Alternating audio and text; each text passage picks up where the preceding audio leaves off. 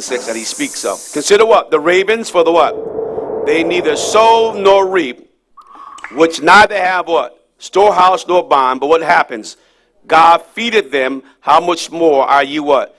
Better than the fowls. He picks a nasty bird, a raven. He didn't pick the eagle. He didn't pick, those picky birds that maybe just eat insects. But a raven eats anything.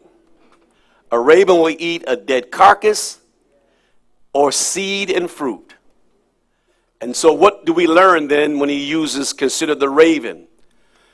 In other words, the raven represents to you and I that whatever we need to do to survive, it's going to happen. Don't worry about it. Don't be picky. Consider the raven. Because sometimes when God provides for us, we have the attitude, no, I don't want that. Some of y'all not married because you're picky. Oh boy. Did I just walk in it?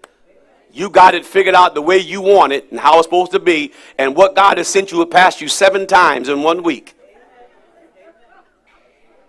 I grew up in a world where they said beauty is skin. It ain't on the outside. I've met some beautiful women that I don't want to meet no more.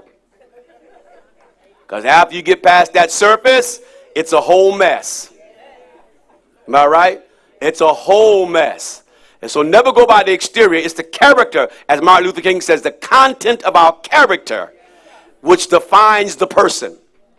And so there are things that God has sent your way. And I use that one because that's good for the brothers, because we very picky sometimes. And some of y'all sisters, tall, dark, and handsome. God wants you to have short, scrubby, and available. You want tall, dark, and handsome. Keep waiting on them. You even call them Boaz. Y'all need to read up on Boaz. We start calling Boaz again. Check Boaz out. Ain't what you think it is. Okay. Right? So the reality then is, you and I have to recognize that as the raven, when God brings us stuff, quit being picky about what God brings to you. The raven presents the idea that you accept whatever God brings you because he knows best what to give you. He knows exactly what you need and not what you want. So one day you might have to eat the dead carcass, raven. Other day, the fruit off the tree or the seeds in the field. But the reality is, accept what God brings after you pray.